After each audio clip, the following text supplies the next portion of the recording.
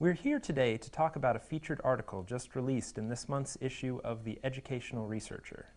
The article deals with youth bullying and LGBTQ students. The journal is published by the American Educational Research Association because of AERA's dedication to disseminating findings of the highest quality and broadest significance to science and society. Welcome, Dr. Joseph Robinson and Dr. Dorothy Espelage. Your article on inequities in educational and psychological outcomes between LGBTQ and straight students in middle and high schools is gripping in its findings and impressive in its rigor and relevance. Sure. Hi, I'm Dr. Joseph Paul Robinson, and I'm a professor of educational psychology at the University of Illinois at Urbana-Champaign. Hi, I'm Dr. Dorothy Espelage, professor of educational psychology at the University of Illinois at Urbana-Champaign. I would like to take just a few minutes to ask you about the research, what it means, and the implications for prevention and intervention. First, Dr. Robinson, please tell us what you found in your research about educational and psychological outcomes for LGBTQ and straight students. Yes. So we looked at differences between LGBTQ, that's lesbian, gay, bisexual, transgender, and questioning students, and straight identified students in terms of how often they think about suicide, how often they tried committing suicide in the past year, how often they're bullied, how often they skip school, and a couple other outcomes as well. And what we were finding was the LGBTQ kids, the sexual minority kids that is, were at higher levels of elevated risk than their straight identified peers. And what we were finding is we were looking at differences between LGBTQ kids and straight kids in middle school, and then also looking at differences between them in high school.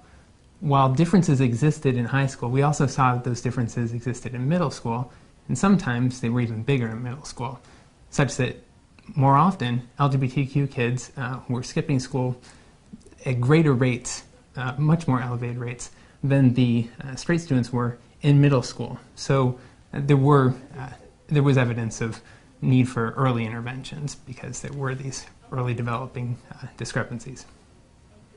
Great. So that's what we know from the science side. But what can we do? Is there research-based evidence that points to what might make a difference and reverse the trends and patterns that you so effectively report? Dr. Espelage, I know that you've been doing sustained research on these issues for many years. Where do you see research coming into play in developing sound educational policy? One, I think we need to start to do more of this work. This is in some ways groundbreaking because there's not enough research out there looking at the educational inequities of LGBTQ youth. So I think we just need to start having this conversation more. However, the research that's out there and this study that's published in ER points to some very direct things that we can do. One, we need to understand more completely the relationships among the variables that came out showing risk factors for LGBTQ youth. And then we have to understand why it is that they're skipping school, why it is that they have increased levels of self-reported victimization, and why it is that they have suicidal ideation and attempts at very, very high rates in comparison to straight students. So we need to do that work.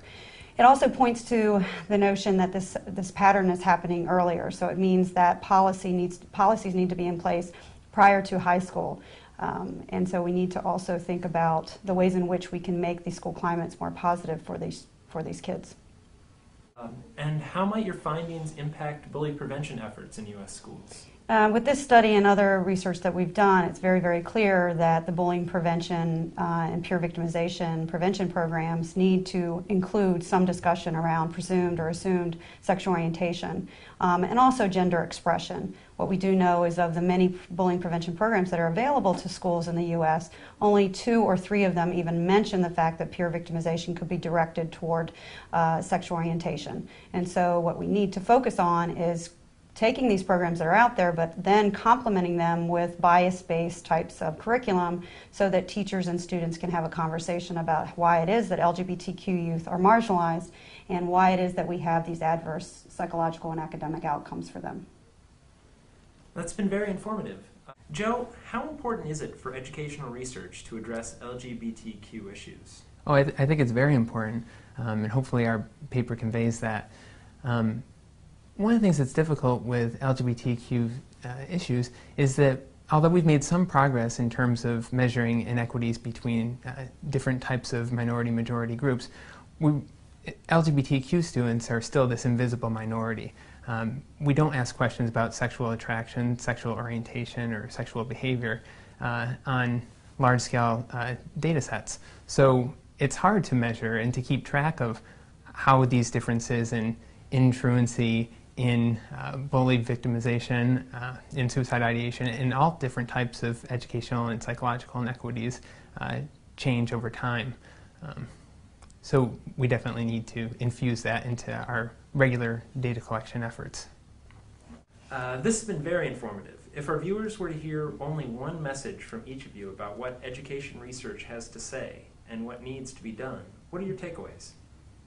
It'll be hard to have only one message. I know. I think one of the things that we found that was important was there was a lot of heterogeneity among the LGBTQ youth, and so you can't just assume that what is the risk profile for gay and lesbian students is necessarily the risk profile for transgender students or bisexual students, that there's a lot of variability, and like other minority groups, you can't really treat them as one group. Right. And I think I would add to that I think what was alarming to me was the rates of suicidal ideation and attempts among LGBT. Not that all of them were reporting ideation attempts, but when they were attempting suicide at high rates. That concerns me, and that would be a message. Alongside that, I think clearly the message is that there's psychological and academic outcomes, adverse outcomes for LGBT youth, and we must start examining, what are those types of contextual variables that are contributing to these outcomes. Yes. Yeah. Hopefully this will motivate more research into the causes of these inequities and then to interventions that will help eliminate them. And certainly our interventions need to be responsive to the needs of LGBT youth. Yes.